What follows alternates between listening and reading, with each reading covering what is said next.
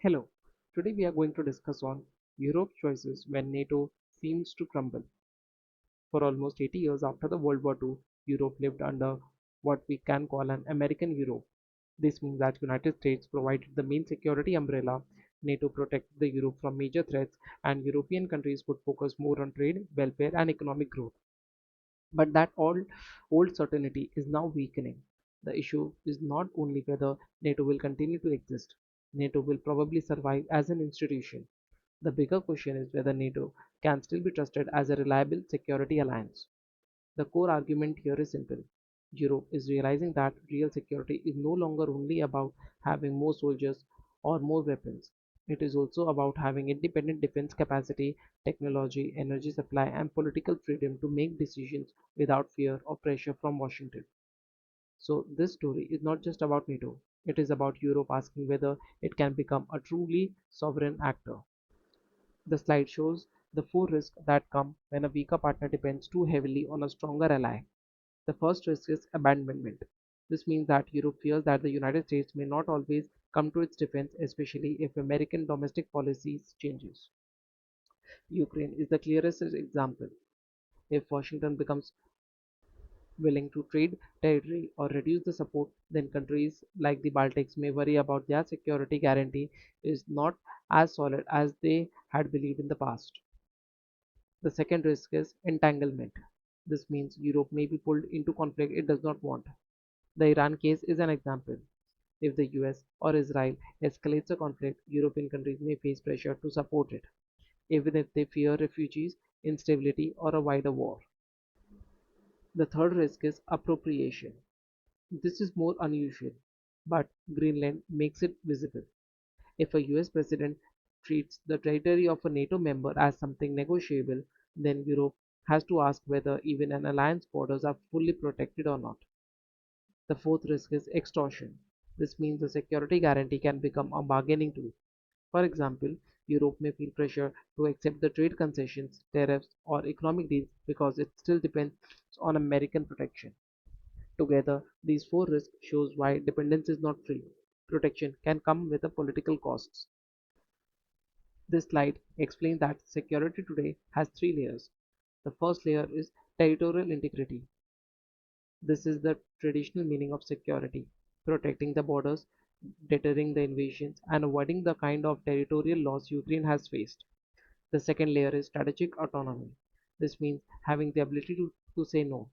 For example, if Europe does not want to join a US led military campaign, it should be able to refuse without fearing that America will withdraw its protection or punish Europe economically. The third layer is world-making power. This means shaping the rules of the international system, trade rules, maritime rules, sanctions, technology standards, and the rule-based order itself. The important point is that Europe cannot solve this problem only by buying more weapons. If Europe's command structure, satellite, digital system, and energy supply still depends on the United States, then Europe may have more military equipment but still not have a true independence. This slide focuses on a key mistake, thinking that higher defense spending alone will solve the Europe's security problem. NATO allies have agreed to move towards much higher defense and security spending. The EU has also created the SAFE instrument, with up to 150 billion euros in loans for joint defense procurement. These are important steps, but the slide shows why money alone is not enough. Europe's dependence is not only about budgets, it is also about systems. First, much of the NATO's command structure is still US led. Second, Europe depends heavily on American satellites, GPS, and intelligence tools. Third, modern weapons depends on semiconductors and digital systems. All the modern weapons today depends on these two items.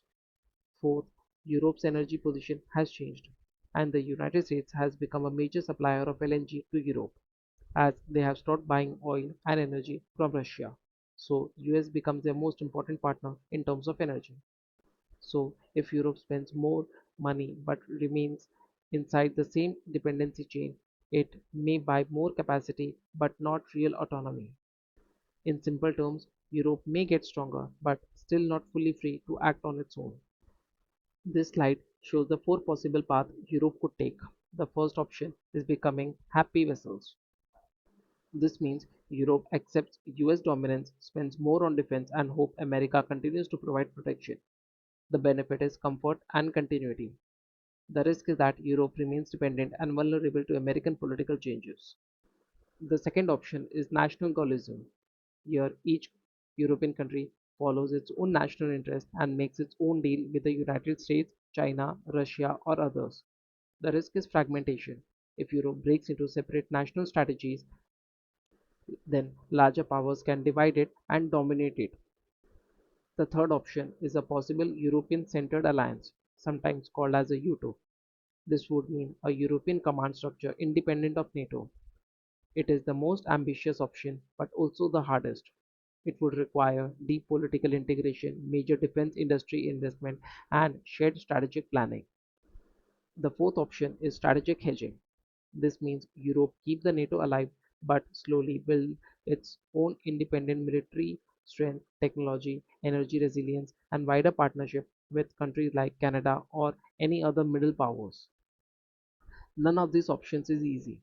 The central dilemma is that Europe wants security without submission, but real autonomy requires sacrifice. This slide explains what real European autonomy would actually need.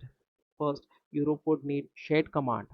That means Europe-led planning, command structure, and deployable forces that can act without waiting for the US direction. Second, Europe would need industrial scale. In a crisis, security depends on the ability to produce ammunition, drones, air defense systems, armored vehicles, and other equipment at speed and scale. Third, Europe would need tech sovereignty. Modern warfare depends on satellites, communication, cyber capability, semiconductors, and digital infrastructure. If Europe depends on the outside powers for these systems, its autonomy remains incomplete. Fourth, Europe would need energy resilience. Defense industries need energy. Economies need energy. Political freedom needs energy security. So Europe would need diversified LNG, more nuclear capacity where politically acceptable, and faster investment in renewables and grids. Europe may need something much bigger than small reforms. It requires shared debt, shared command, and a shared strategic culture. The final slide brings the arguments together. NATO may continue as an organization. It has institutions, staff, procedures, history, and political support. But the deeper question is whether it can still function as a fully reliable security alliance. The old American led European order is no longer guaranteed. Europe can no longer assume that US production will always be automatic, generous, or free from political conditions. That is why strategic autonomy has become more important. But autonomy does not mean only military spending. It means military capacity, technology capacity, energy resilience, and political will all working together. The future question is not whether the transatlantic order is changing. It clearly is. The real question is what Europe will build next. Will it remain a collection of dependent territories under an uncertain umbrella? Or will it become a sovereign actor capable of defending itself, saying no when necessary, and shaping the international order on its own terms? Time will tell. Thank you.